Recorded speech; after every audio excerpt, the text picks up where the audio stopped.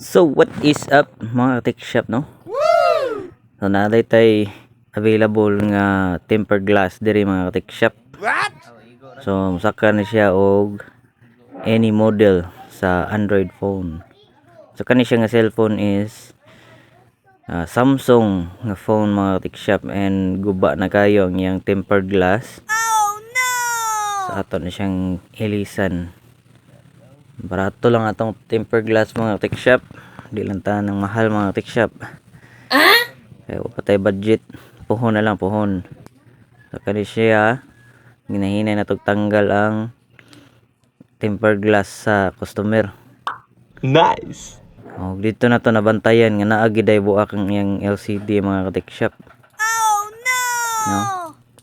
Pero kung wa pa ni siya ay tempered glass, madamage gini ang LCD mga tech shop, di na siya mo function. Swerte lang gigayo nga magbutang gid siya tempered glass.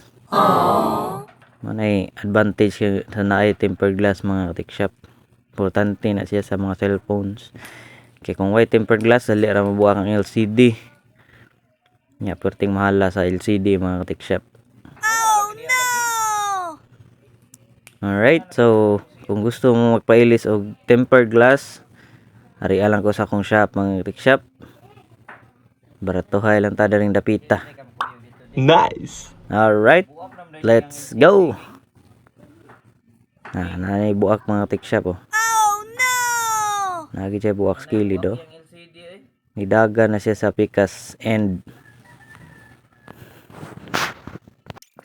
Basta walay problema ang LCD mga tech shop, dali ra na siya itawad ang tempered glass. So kani nga case kay na may buak mga tech shop, hinaynayon na to. Kay mas musulod tong tubig sa wet wipes, o madami siya noon ang LCD. So hinaynayon lang nato trapo, and then itaod na dayon nato ang tempered glass. So inana ra mga tech shop, simple ra kayo.